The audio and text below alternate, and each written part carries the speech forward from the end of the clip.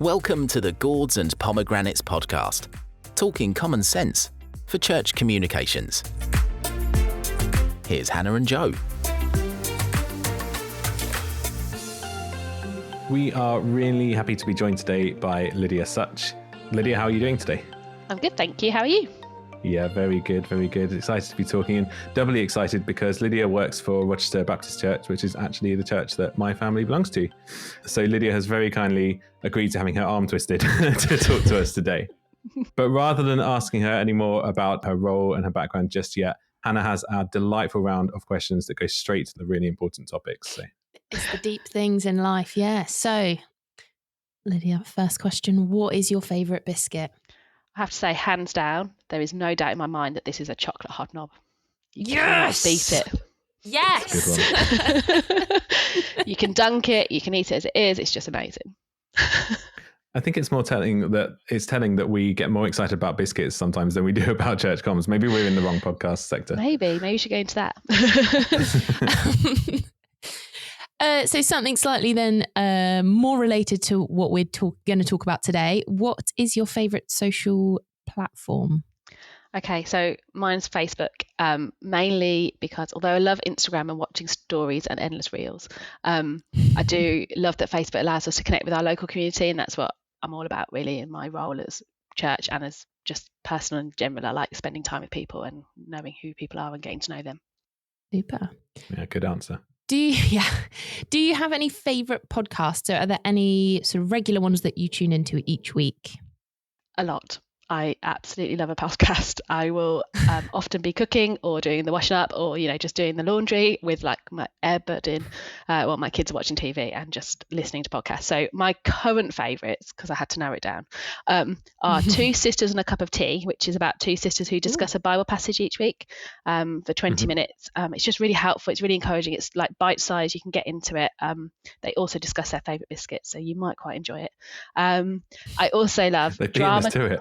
Yeah, I'm sorry. Yeah, you've got competition. I also love Drama Queens, which is like a rewatch of One Tree Hill, which is like my childhood. And Parenting Hell, because I have two children and it's very relatable. And another one called Off Menu, which is about a couple of comedians who get people to come into their imaginary restaurant and decide on their things. It's just really interesting. I mean, it goes on for far too long, but I just love it. Not the first person to mention Off Menu. Really? Yeah, it is very good. And then finally, which do we believe this is the most important question that we can ask on this podcast? Gourd or pomegranate?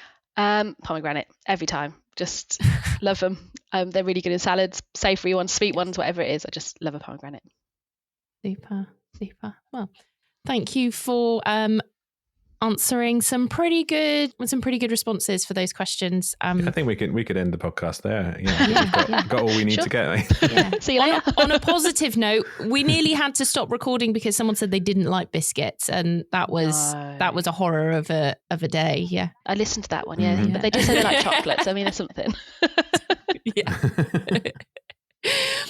So tell us a bit about yourself, who you are, and what do you do? Okay, so I'm Lydia, as we've always said. I grew up in Birmingham and I went to university in Nottingham where I did maths as a degree and then did a PGC. You're wondering where I got into comms, but I will get there. Met my husband at university and we came to Rochester when we got married in 2010. And until I had my first child, I worked as a maths teacher. Once we started a family, we decided that I wouldn't go back to work as a teacher. It's quite time consuming. It's not a 9-to-5 job. And I just didn't think we'd have the right balance between family life and work life. But I was really fortunate because my church offered me a part-time admin role, which I could do around childcare and all those things. And with that role, I basically just do anything that's administrative that my leadership team asked me to do. So it's from checking emails to writing a weekly email to, I don't know, just typing up a document or anything that requires a bit of admin. Then I had my second son in 2018, and in 2021 I was asked by the church if I would take on the management of our church's community coffee shop, which I agreed to do alongside my church administrator role. I'm really grateful to work for the church because it gives me such a flexibility to be able to do school drop-offs and pick-ups for my children, but also it gives me such an opportunity to talk openly about Jesus. Like, there's very few jobs where actually that's allowed, and you won't get told off for doing it. So yeah, I'm really grateful. Awesome. It's an excuse, isn't it? Like I find that working with churches, the fact that you do that gives you an excuse to mention it, and the fact that you mention it gives people the option to ask a question, doesn't it? Yeah. It's that permission. Yeah, and there's just so many encouraging things. Even just talking to other Christians, they can just build you up in your faith without realizing that they are, probably, which I really like as well. Yeah. So, I mean, you mentioned the cafe, and it's something that you've mentioned to me before, that it isn't something which is always necessarily as sort of thriving as it is now. Yeah. So can you tell us just a little bit about the background, the story of that at RBC? Yeah, definitely. I'm going to take it back a bit of a step. So originally it was set up as a Christian bookshop more than 30 years ago, I think in the late 80s at some point. And it was really just answering a need to be able to purchase Christian books and Bibles in the Medway towns. So it sold a wide range of Christian books, but then they had this small coffee bar where they sold coffee and cake at really, really cheap prices, basically undercut everything on the high street. But it just gave that option. But as the years have gone on, there's places that you can buy your books much cheaper online. There isn't such a need these days for that local Christian bookshop to be around. They kind of extended it to create more seating. They started offering like barista coffee. They started offering light lunches, and just made it more of a coffee shop, but it was still called the bookshop. And then prior to like the pandemic, when the shop was open, it was mainly frequented by older people and the occasional young mum. But obviously during the pandemic, the opening times had to vary, and many of the regular older customers just did not come back. They were either, unfortunately, maybe passed away, or they were too scared to come in case they caught COVID. And it was really slow time for the coffee shop. And even as the world opened up again post-COVID, many of our customers just didn't come back, and our business definitely remained slow. And that's kind of the point where I stepped in. That's when I was asked to take over as the manager. And having sort of prayed about it and wondered about it, I suggested with our leadership team that maybe we need to switch our focus, that we needed to be less of a bookshop and very much more a community coffee shop, and try and reach out to provide a place where people in the community could come in and have a coffee and have their coffee mornings if they wanted, or that they could spend time with their friends, and just make it that. We're open quite limited hours. We're open Monday to Friday, 9:30 till 2:30. Which obviously then also you have to think who's around in that time. Loads of people are working, on those times. They're not going to come in. So we're really aiming at older people in our community and those people who are not working, who are often young mums or young dads now as well, who just need a space where they can go with their children. So we made it very children friendly. We've got a children's play area. We're dog friendly. We have board games you can borrow. We just tried to make it so that we could reach those people and make it a place they could definitely come. And that has worked. As we changed our focus to do that, we also started a Facebook page, which just helped us to make those links with local community groups that we wouldn't have known otherwise, and offer them that space they could meet for free. We just say they can, if they buy a coffee, they can use a space. That's all they have to do. So they get something out of it too. Yeah. So that's really interesting that in some senses, the change was already happening, in that there was already the element of the cafe there. And then with COVID and everything, it in some ways, I suppose, accelerated and changed it, but meant that it had to be more of an intentional move and had to actually change that focus and sort of owning what it maybe was becoming or moving towards anyway. Yes, and sort of had to change the aims of it. So the aims were no longer really, we do sell Bibles, we do sell Christian literature, we sell Christian artwork, we sell all that sort of stuff, but that's a sideline, if that almost makes sense. Like, that isn't our main priority.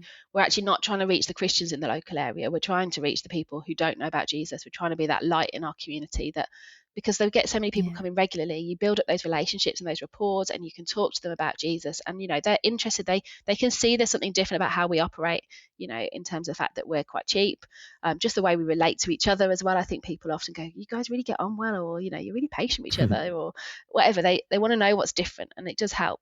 Last year, in fact, one of our customers started doing Bible studies with one of our members of staff every week, and she became a Christian, and she's now part of our church, and is it's just really exciting to see. Yeah. Fantastic.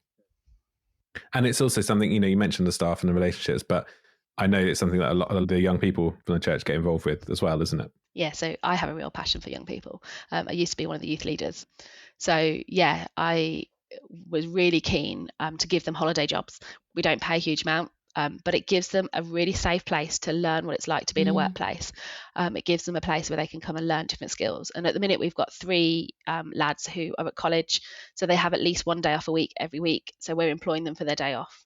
So they come in, they only do 4 hours, but it's 4 hours that they are in that mix of older Christians as well. It really encourages them. We're having those conversations all the time. And it's just really good experience for them. And yeah, I don't know what we do without them, to be honest with you, because they are amazing. Yeah. I mean, that's brilliant for their CV and like as they go into the like proper workplace and stuff, that they actually, it's really nice to see that they've done something where it is more community focused rather than just worked somewhere more commercial or something. Yeah, exactly.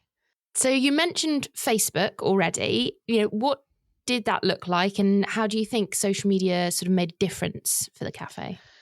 Yeah, so we started our Facebook page in, I think, August 2021. And I just started by inviting the members of our church and my friends to like the page, because you have to start that following, don't you? Like once some people like it, it's out there. And is this a separate page to the church, or is it is it combined? No, they're completely separate. I manage far too many pages on Facebook, but yes, they're completely separate. And I just decided to do that, and we're called the Moat House Coffee Shop. So technically our trading name is about being Christian bookshop, but we can change how you trade quite happily, and no one seems to mind. So yeah, we're the Moat House Coffee Shop, and we set up this page. And I'll be honest, I've got no experience of it other than the fact that I am a Facebook user and I follow many businesses. So I just sort of kind of followed what they kind of did and tried to wing it. And my main aim at the beginning was just to post as often as possible, to try and post every day if I could, which sometimes I manage and sometimes I don't. And to just kind of highlight what we do as a coffee shop. So that's partly what we're selling, what are our Christmas specials, or we sell jacket pairs. Did you know that? But it's also like what groups we might have in, or just things like that as well, or what we're interested in. Occasionally I post a Bible verse, just see if that gets any interest. Yeah, just sort of trying to develop. And as you do that, you grow your followers. So I think we've got something like 650 followers or something now, which, we're only a small coffee shop in the middle of Rochester. Like, I think that's not bad. So yeah, we use that. And actually the other thing we did was we posted into lots of local community groups on Facebook, because there are so many on there. And we posted what we're doing. So we sort of talked about how these groups that meet each week meet in our coffee shop. And then from that, people would contact me and go, well, actually, I've got a group. I'd quite like to come and use your space. Would we be able to come and look at it? Or have you got availability? I mean, I had a message this morning from somebody who wants to set up a coffee morning on a Friday. It's just constant, because we've got that presence, I suppose, in our community. So yeah, that's been really helpful.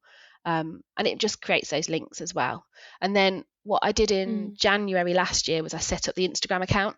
I'd never been on Instagram until I started managing the coffee shop. And then my friend said to me, you've got to be on Insta. And I was like, okay. So I joined Insta myself and played with it for about 6 months as personally, just to get a feel for it. And it kind of quickly grew on me that it wasn't about making maybe posts. It was more about the stories and those things that come up for 24 hours and that's all you can see. So yeah, I thought we start an Instagram page and we'll see how we get on with that. I still don't think I've cracked Instagram properly. I'm not sure I'm using it to its absolute full potential. But what I do find is that there is a whole different demographic on there. So we are quite heavily involved every year with something called the Medway Open Studios, which is a local festival run by other people, but we host artwork of local artists in our coffee shop for about 10 days. But a lot of the artists, their main platform for them is Instagram. It's not Facebook. That's not what they're using. So it gives us that access into that different group of people to be able to tag them, and then they can share our posts and share our things, and it just gives us that other people to sort of reach into. But it's definitely, I don't know if you have any advice on what the best things are to do on Instagram, because I feel like I'm not using it to its full potential in the slightest. But yeah, mainly I just copy and paste the posts that I put into Facebook. But it's like, which I can tell Hannah thinks is really bad. There's always that. But there's always that advice of like, I'll never post the same thing on 2 platforms. It's like, well, okay, it might be good to tailor it, but actually, if that's where you're at, then sometimes that's better than nothing. Well, that's kind of where I've come to. And also, I've looked at our followers; they're not the same on both. There is some overlap, but actually, they're very different. So I'm not sure it matters if they're the same thing to post on both. But yeah, and even if they are the same, like the algorithm will show different things to different people. So I'm quite chilled on that area. But the thing that's really nice though is that you've said sort of you've got and I have just checked it. Currently, at time of filming, 691 followers on Facebook. That's 2 more than yesterday. Which is fantastic. And as you said, like, you're just a small coffee shop in a church, which normally, unfortunately, I don't say like puts people off, but there is a bit of an extra resistance for people from the community wanting to engage. So it's fantastic that you've got people coming in and wanting to use the space and regularly engaging, because actually it shows that you're not just perceived as it's the churchy cafe, but actually it's a cafe that, happens to be in the church, which is not a bad thing to people when they're sort of like, I don't want to come into a church space, but like if that's not the first thought of them, actually that's really good. Yeah. And I'll tell you, my favourite review on Google is something like, lovely coffee shop, really good coffee. If you can just get over the cheesy Christian music, you'll really enjoy it. And I'm like, they noticed we had Christian music. I'm great. That is absolutely fantastic. There's something different about us already. They've noticed it and they're not put off. Yeah. But if that's the minor thing that's like, but they've come in and they've had the coffee, they've had the cake, they've had the jacket potatoes, like, that's the winner. I think that's really good, because I've seen church coffee shops, or Christian, they weren't necessarily in church, but everyone's like, oh, it's the Christian one. I'm not even going to go in there really. And it just because it sort of people had that sort of impression that it was going to be awkward. Yeah. And I think also, I mean, what really strikes me, obviously having experienced the coffee shop as well, is that you've intentionally recognized the audience, and it's not everyone. But if you're making it a welcoming place for those who are older, but also very much for families with the play area and everything like that, those are the people that you see in there. Yeah. And it's not a case of saying, right, how do we get a Bible onto every table? How do we make sure that every person who comes through the door comes back to church? But it's welcoming people and attracting them with the things which are going to attract them. But then all of the other stuff that's going on that people are noticing, like the relationships, like the fact that it's in a church, that is then a next step which people can take as and when they feel comfortable. Yeah, definitely. And especially if you've changed slightly towards the families side and that it is more, actually they're the people that talk to their friends and say, you have to go to this place, or, if we're going to meet up, let's go here, because there is a play space there, kind of, it's affordable, which is a huge thing at the minute, but also if the fact of like, actually, they don't mind if the kids are running around, or actually there is a nice vibe there and you don't feel like you just have to be quiet and talk really sort of, hushed tones the whole time kind of thing. And we have some unique selling points. There are so many coffee shops on Rochester High Street, like, it's either a charity shop or a coffee shop, basically. That's what they seem to be. But we actually have, because it's a really there's the one shop which is like a bookshop and a wall shop and a coffee shop. And a coffee shop. And it's art framing and everything upstairs now, apparently. Really? I didn't even know that. It's extended. But yes, it's a really interesting mix. But we're also really old buildings, so everything's really small. Whereas we have this huge space, like it's as big as our church space that's upstairs. And so we can fit 10 buggies in.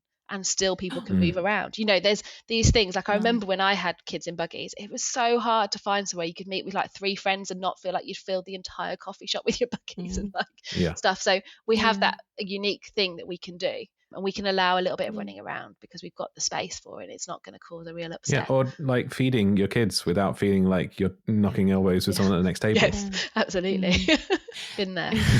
So going back to the Facebook page and Instagram as well. So you've talked about a lot of different types of content and what you're sharing. Have you noticed anything particular, like any specific type of content that really seemed to resonate with people?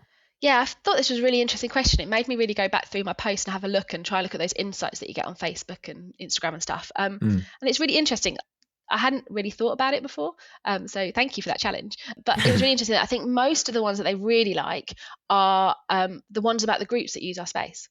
So I try to post fairly regularly. I've been failing miserably, I would say, at the end of 2023, but it's a new year and I've got great hopes to post sort of regularly at the beginning of each week, what's on this week in our coffee shop, which groups are using us this week. And those are the ones that get shared a lot. I guess partly that's because I tag other community groups and they share it for me as well, but they get shared a lot. So actually they end up being seen by like 1,000 people or whatever it might be. So that's quite interesting. Another one that I did that was a bit different was when the king had his coronation, we had a thing in the shop called Question of the Week. And it was, Joe's nodding, he obviously remembers it. But the question was, is a king a servant? And the idea was that we could point to Jesus. I mean, it's pretty obvious that's where we're going. But basically, people asked as they came in, Do you think a king is a servant? Yes, no, maybe, not sure, don't know. And one day, halfway through the week, I randomly decided to put that on Facebook as well and on Instagram as a poll and just see what happened. I'd never done a poll before, so probably people engaged for that reason too. But yeah, that got quite a lot of discussion going and quite a few comments on it, and that was really interesting. And actually somebody came in after and was like, I was really intrigued by this question. Can we talk about it? And I was like, yeah, sure. Yeah. Okay. Yeah, no problem. So I think sometimes I personally need to be a bit more bold maybe on what I post on Facebook and Instagram. I think sometimes I can be quite gentle, but maybe occasionally it's okay to put something out there and make people really think.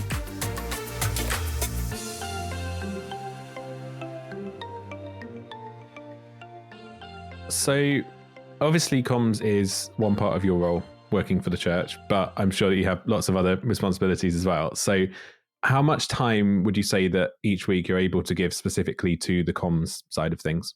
Not enough.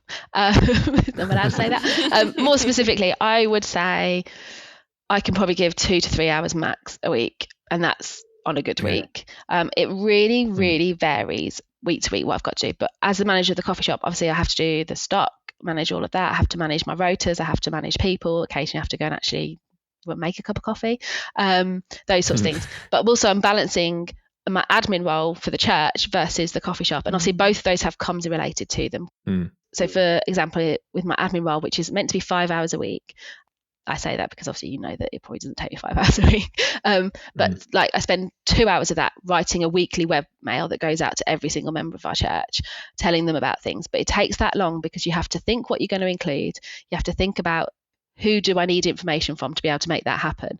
Then you have to write it. Then I have to send it to the eldership to make sure they're happy with it. Then it comes back and then I have to tweak it based on what they said. And actually that takes quite a significant amount of my time, which is comms. So it does count for that. Yeah. But then, for sure. But there's definitely, I wish I could spend more time on it. I really do, because I think there needs to be a much clearer plan. On my really good, when I'm doing really well, I plan out the whole month for the social media for the shop. So I've done that this month. So I'm feeling quite pleased with myself. And then I schedule as many posts as I can in the time that I've got. But if I'm really honest, when you've got a list of things to do, it's often the thing that I'm doing on a Thursday at 1 p.m. and I finish at 2:30, trying to squeeze it in for that hour and a half, because I've suddenly gone, oh no, I haven't done anything and I really got to get stuff posted for next week. And I kind of feel like it would be a full-time job in its own. Not just me on my own trying to figure it out, if that makes sense. Yeah. And that's really interesting as an insight, because obviously you would wish that you could have more time to focus on it. But at the same time, RBC is in a privileged position to be able to have someone even part-time doing it. And it might be that it's something that often is only able to be done by a volunteer, or it's just not able to be prioritized at all over those other things. Yes, definitely. So it's always really interesting to me where those sort of priorities lay in different churches. And actually, compared to other things, as important as we think comms is, it shouldn't always be top of the list. It can't be. No, but I do think it's such a powerful tool for reaching our community. And I do think, like with our Facebook page on the church one, I'm one of the administrators of that. I think there's 3 of us.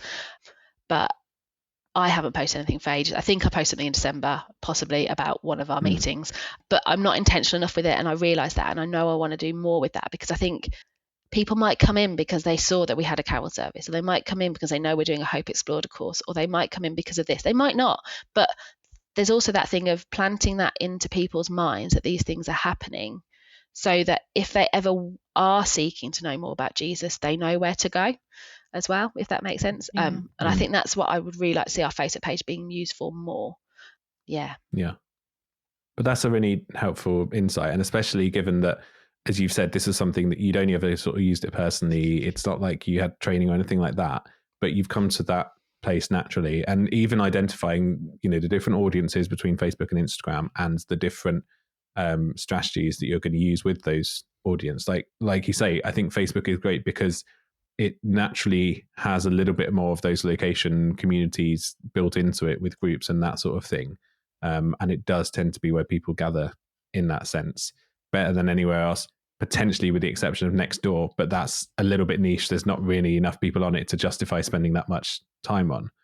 But I think having that, using Facebook as very much a two-way channel in a way that other channels don't tend to be, even if we have interactions and we're responding, that sort of thing.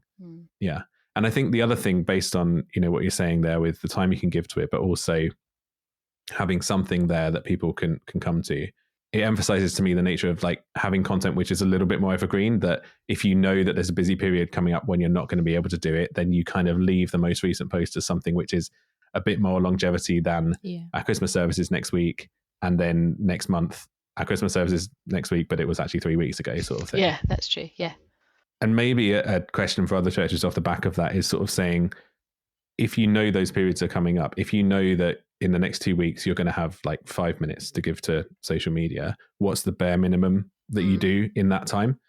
Which hopefully isn't always going to be the case, but at least rather than you having to spend those 5 minutes worrying about what it's going to be, if you have a list of the types of content which you can put out, then that might be just a helpful step to remove that thinking.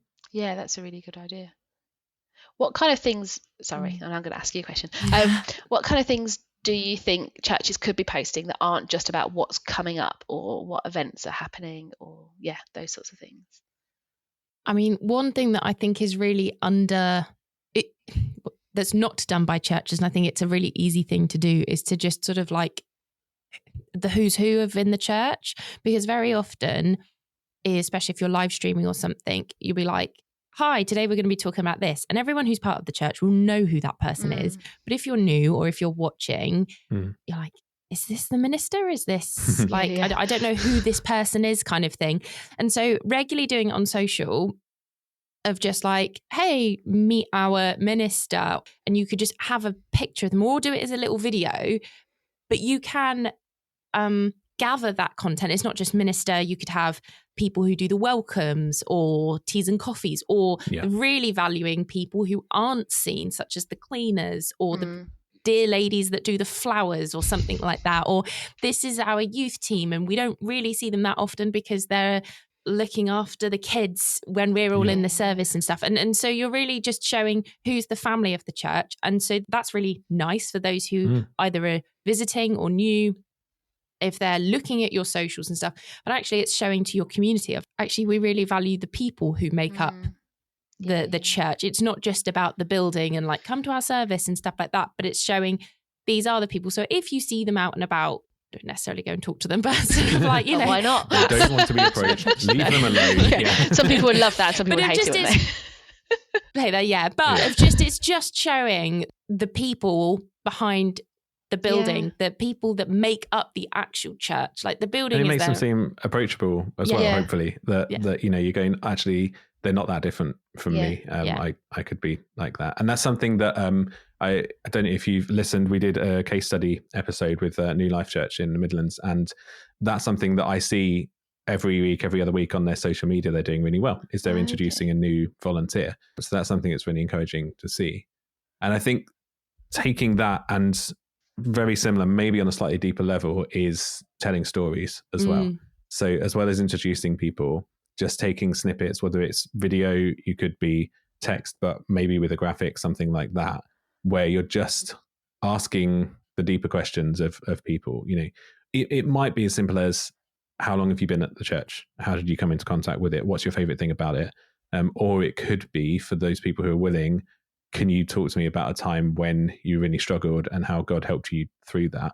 I mean, that's something, we've got a whole episode coming up on the importance of telling stories. And it's just that thing of, you're not having to come up with it from scratch. It does take extra effort. Like it maybe it's not one of those bare minimum things that you can just knock up in 5 minutes, but people already have those stories. It's just kind of exposing them and helping them to tell them.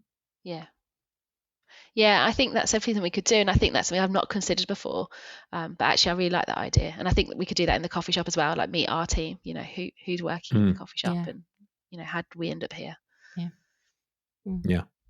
But also the thing, like, for both of our suggestions of their like evergreen content. And so if you've got a quieter season that you can go, right, church, we're going to gather this information, and maybe you speak to 10 people, don't post out all 10 things of that week, but go, actually, let's put one out this week, but actually we're going to bank them until we get busy. And I know I'm not going to have a chance to gather any content. I can schedule this out. Or actually, suddenly you're in a bit of a dry time of content because not much is happening. Actually, this would be a really nice time to post it out. So it's sort of knowing you could get quite a lot of content, and then you've got this bank of different stories and different people that then you can share it out actually when you need it. Yeah. And having that content calendar isn't just a case of scheduling everything in advance. Maybe that's the ideal, but it's just having that awareness in advance of when you are and aren't going to be able to commit the time to that. I think just to finish on that stories thing is that it's strategic as well, because you can tag the people in and then that's going to then get shared onto their audience. They may share it, they may not, but people who are connected with them, probably local people who are connected with them, are then going to see that as well and just widen that audience out of your usual Facebook page's audience. And as well, then they go, oh, look, it's me. I'm going to, Mummy, look, I'm on the church Facebook page. Yeah, I really like that. I heard about a church, I don't know if you've heard of them, in St Albans. One of our members, her daughter goes there, and they post up testimonies of everybody. So you can scroll through and you can find like all the testimonies of all the different members. And I thought that was a really nice idea. I'm not convinced that our church would go for that, but some people might. And I wonder if that's where we could also, is that kind of telling their story? Yeah, it doesn't require everyone in the church, does it? No, exactly. Yeah. I like it. So I suppose this is partly thinking about your role. What do you feel are the main challenges when thinking about social media and just general comms on behalf of a church? And I have a feeling that, as we've talked about time, that would probably be the biggest one. But are there any other areas? And then are there any particular areas that that the church struggles with and you'd like to see an improvement in? Yeah, I think for us, other than the time, like you say, that I've already mentioned, it's also about being that forward thinking a little bit. I listened to your podcast back in September where you talked about Christmas, and we're talking about that being too late, but that is when we talk about Christmas every year. And that I feel like we've done quite well to talk about it in September, if that makes sense. I think just generally, I guess because most of the people leading our church are not full-time in ministry by any means. They've got full-time jobs as well, and they've got families and all that. It's quite hard, I think, for some people to think beyond the next month or 2 months. And I think with social media, there's an element of where you do need to think about that, to be able to have posts about the stories of people. We need to have thought about that, to have gone and spoken to people, to prep them, to then filmed it, to have written it down or whatever it might be. But that takes that forward planning. And I think that's definitely something that probably is true of most churches, is that actually we're not very good at doing that unless you've got a really big staff and it's team. a hard thing to introduce because you need to kind of build up a bit of a buffer and that doesn't happen all at once. Yeah, and I think that's definitely something that I would want to work on if we had a chance to.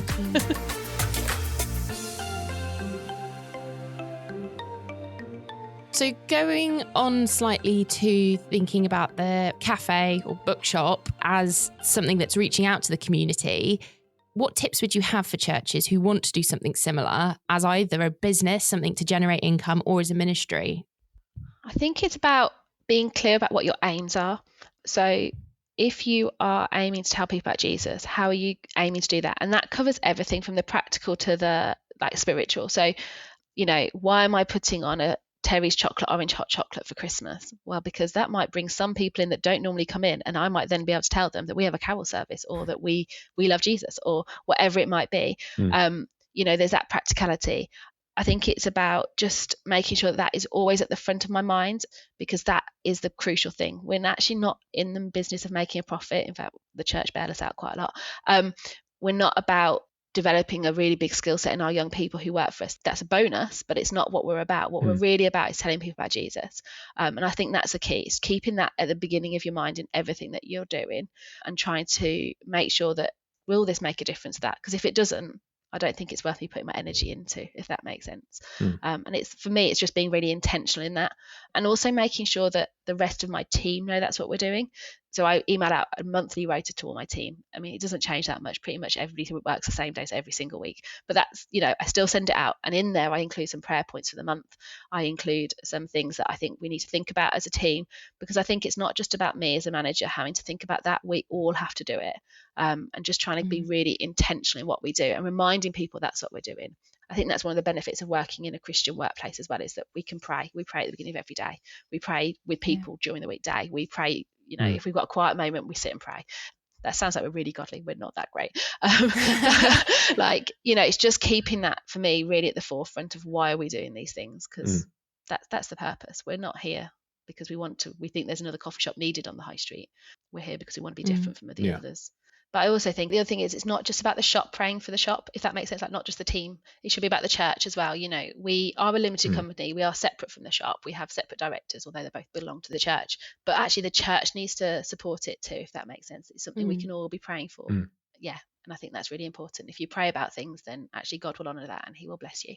Yeah. Yeah. And what strikes me now is it's going back to the why of why you do it and keeping that central. And actually, if you're doing that and communicating that with the wider church, that helps them in their prayer for it as well, because they're not just going, oh, look, there's another offer on, or it's, whatever else, but there's a reason for what that might be. Yeah. But I also think that it's kind of something that you've alluded to, the quality is important as well. And that is a way that we honor God, of seeking to do things with excellence. If not, because if the coffee is rubbish, then people probably aren't going to come back and buy another cup.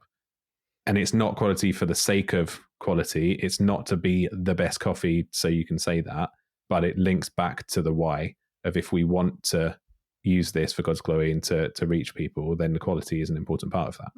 Definitely. Although I would like to say we have the best decaf coffee on the high street, I am told by several customers. I wouldn't know.